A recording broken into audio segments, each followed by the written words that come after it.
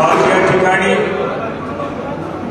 अकोला आणि हिंगोली जिल्ह्यातून काही मान्यवरांचा काँग्रेस पक्षामध्ये माननीय प्रांताध्यक्षांच्या उपस्थितीमध्ये या ठिकाणी प्रवेश होतो आहे। यामध्ये ते कुस्ती या क्षेत्रामध्ये त्यांनी या खेळामध्ये चांगल्या विनंती केली। आमच्या जिल्हा काँग्रेस कमिटीचे अध्यक्ष सुरेशदादा सराफ, जिल्हा समन्वयक विनायकरावजी देशमुख, नगरसेवक आणि जी निर्वाणी मधुकररावजी जामटेकर, एकनाथरावजी शिंदे या सर्वांना विनंती आहे आपण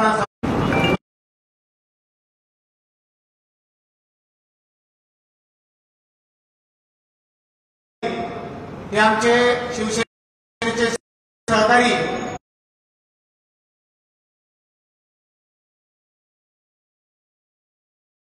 माध्यमातून त्यांनी या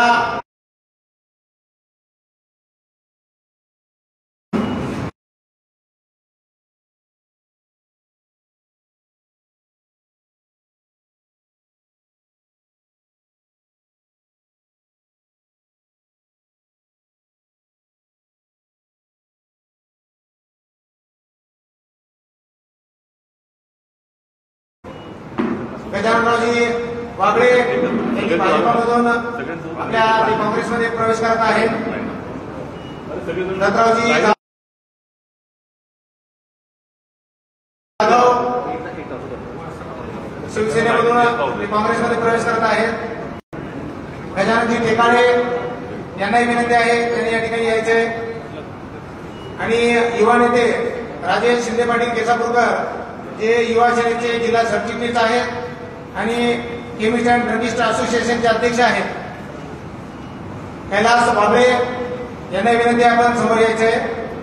विठ्ठलरावजी बाबळे शेतकरी संघटनेचे आहेत, त्यांनी समोर यायचे। संदीपजी इकडे, नितीनजी। दिवाळीच्या नंतर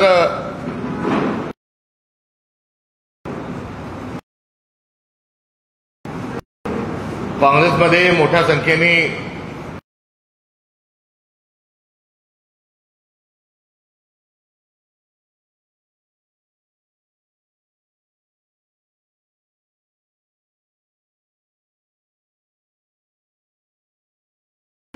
फार मोठ्या विविध पक्षांच्या अगदी थेट भामरागड या आदिवासी भागापासून तर गडचिरोलीच्या प्रथम नगराध्यक्षांपर्यंत प्रवेश हे गडचिरोलीत संपन्न झाले। तर देगलूरला देखील विविध पक्षातील प्रवेश हे फार मोठ्या प्रमाणावर देगलूर या ठिकाणी संपन्न झाले। गडचिरोलीला 15,000चा जनसमुदाय हा उपस्थित होता, तर देगलूरला 20,000च्या संघटनेचे जिल्हाध्यक्षपद शिवसेनेचं हे देखील त्यांनी घोषवलेलं आहे। असे आदरणीय विजय मालोकारजी हे आज काँग्रेस पक्षामध्ये अत्यंत एक संघर्षशील नेतृत्व, युवा नेतृत्व जे विधानसभाही लढलेले आहेत अशा क्रम आहे। आणि त्यातून ती दबावाला बळी जात असताना संपदा मुंडे यांचा मृत्यू हा संपूर्णतः याला सरकार जबाबदार आहे। ऊस तोडणी कामगारांना मुकरदमांना पकडून नेलं जातं, त्यांचं अपहरण होतं आणि त्यांचं फिटनेस सर्टिफिकेट द्या, इथून हा वाद हा सुरू होतो। आणि नंतर अणवाणे प्रकरणात आरोपीला पुन्हा फिटनेस देऊन, म्हणजे फिटनेस कशासाठी घेतात तर त्यांना रिमांडमध्ये त्यांना मारझोड होते, रिमांडमध्ये त्यांना टॉर्चर केलं जातं। आणि जे फलटणचे जे आका आहे हे त्या करवी पोलिसांच्या करवी आणि स्वरूपामध्ये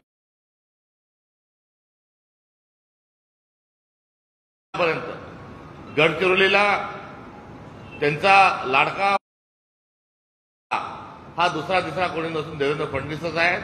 तर चांद्यापासून हिअरिंग नाही, कोणावर विश्वास नाही, म्हणून व्हिडिओ रेकॉर्डिंग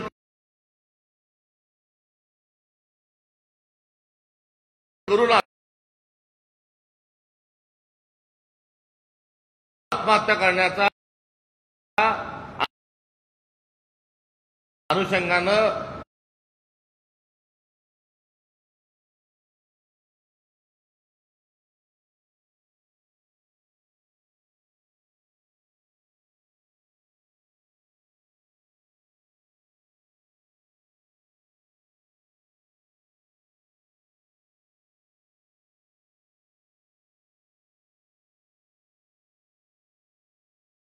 करा, कुठेही आपली नोंद पण घेतल्या जाणार नाही अशा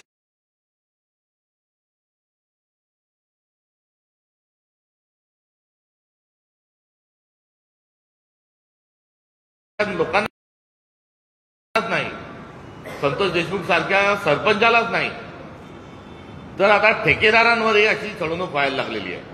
त्यामुळे एका ठिकाणी एका ठेकेदाराने वाळवा तालुक्यातल्या आत्महत्या केली ते आपल्याला माहिती आहे, अजून एका ठेकेदाराने आत्महत्या केली ते माहिती आहे, आणि आता कालचं जे जे प्रकरण आहे याला सरकारकडून काही पैसे घ्यायचे होते आणि कमिशन दिल्यानंतर देखील देऊनही आता पैसे मिळत नाही, म्हणून त्यांनी अत्यंत चुकीचं कृत्य केलं तर समर्थन होऊ शकत नाही.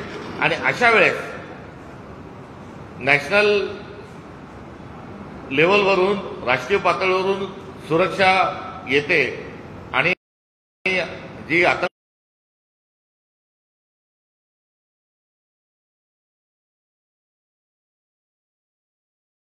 संदर्भात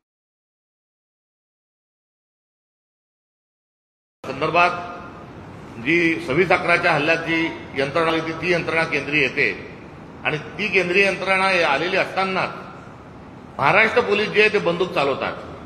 कुठेतरी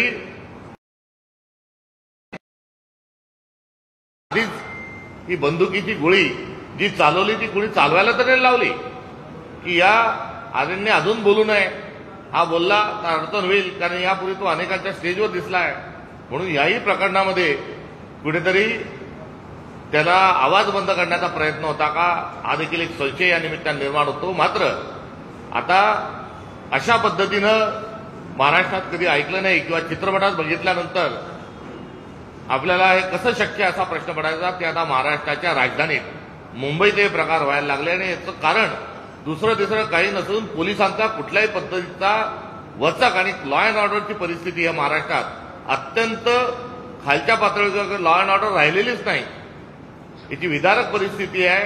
याचं ही घटना एक घातक आहे, आणि या सर्वांना जबाबदार अर्थात देवेंद्र फडणवीस महाराष्ट्राला पूर्ण वेळ गृहमंत्री नसल्यामुळे आणि आका नावाच्या भूमिकेमध्ये वावरण्याचा एक सराव, एक नाद हा देवेंद्र फडणवीसांना लागलेला असल्यामुळे कायदा व सुव्यवस्था जाणून बुजून महाराष्ट्रातली ही बिघडवल्या जात आहे.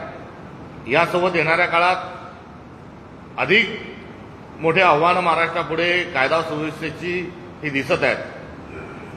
नांदेड जिल्ह्यामध्ये मुदखेड तालुक्यामध्ये एका शेतकऱ्यांनी उद्रेकामध्ये तहसीलदाराची गाडी फोडणं असेल, परभणी खाईत ते नेऊन पोचवत आहेत.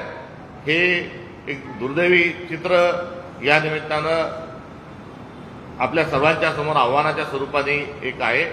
यातून पूर्णवेळ गृहमंत्री मिळावा ही काँग्रेस पक्षाची असणारी मागणी, आणि या सर्व घटनेचा जे जबाबदार आहे, मग त्यात रुपाली चाकणकर जो 3 एकर जमीन आहे,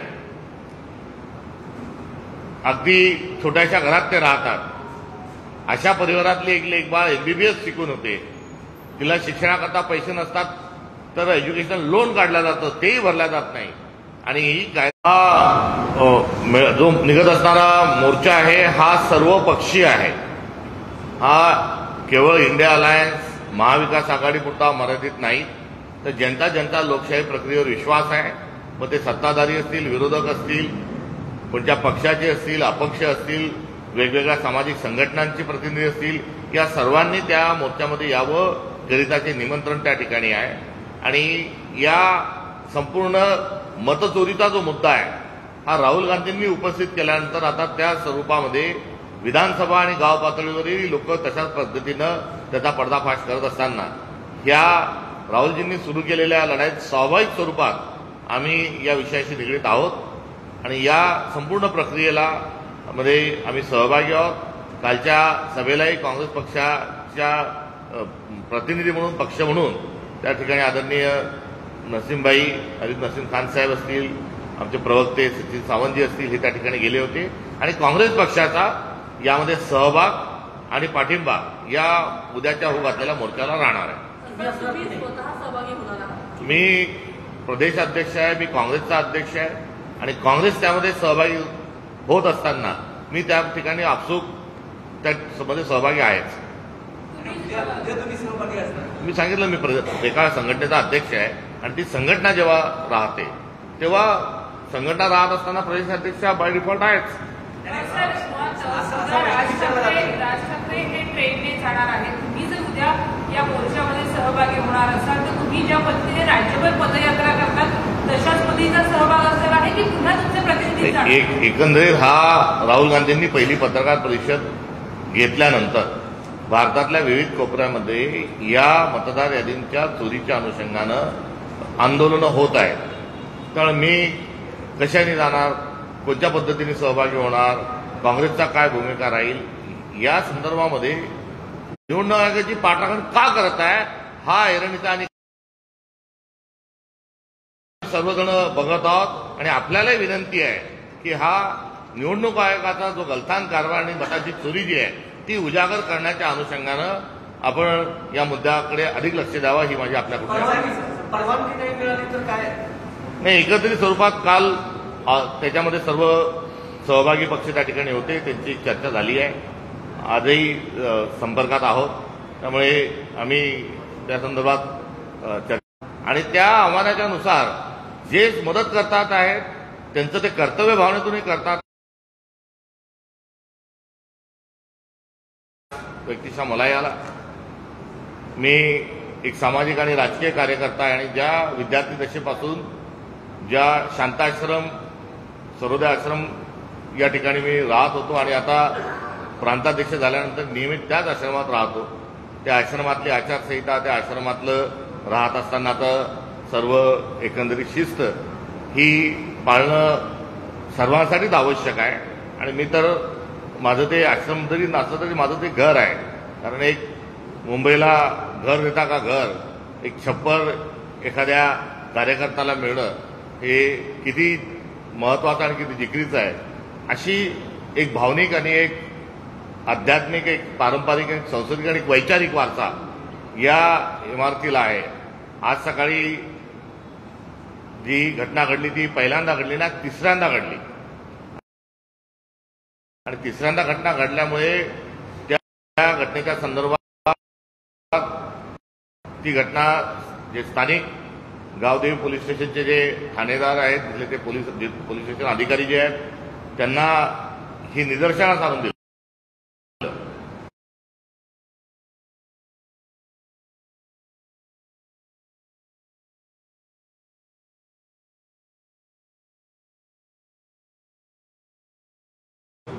ते आत आले आणि त्यांनी अशा प्रकारचे प्रश्न विचारत असताना मी त्यांना रूपामध्ये त्यांना मी जेव्हा जाब विचारायला लागलो तेव्हा सर्व खोलीमध्ये काय आहे काय नाही हे बिरबिरच्या डोळे नजरेने त्याच्या पुढे मागे काहीतरी त्या राजकीय घटना घडत असतात असा टायमिंग साधून यांना का पाठवलं जातं या प्रश्नात वो पिछले दौर में कुछ छुपा हुआ है, उन छुपी हुई घटनाओं को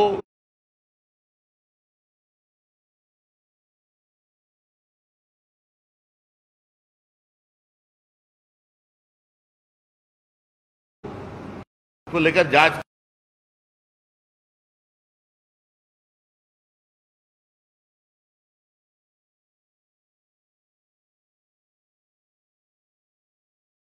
महाराष्ट्र पुलिस ने गोली क्यों चलाई ये भी एक बहुत बड़ा एक सीक्रेट है, उसका भी पर्दाफाश होना चाहिए। आपको लगता है कि ये फेक एनकाउंटर के टाइप किया गया कि कुछ जो चीजें हैं वो गवर्नमेंट के सामने ना आए इसलिए एनकाउंटर किया गया, पुलिस के वाला कहना यह है कि उसके पास गन थी, फायर गन थी। हाँ, एयरगन जो पाई गई, उस एयरगन को देखते हुए जो गन चलाई है वो चलाने का जो कारण है वो सामने आना चाहिए। मगर जहां पर एक स्पेशलाइज आतंकवाद के खिलाफ लड़ने के लिए जो टीम होती है, एनएसजी की टीम होते हुए वहां महाराष्ट्र पुलिस ने कुछ करना, ये कितमत सही है ये पता नहीं। उस पर ठेठ स्वरूप में उस पर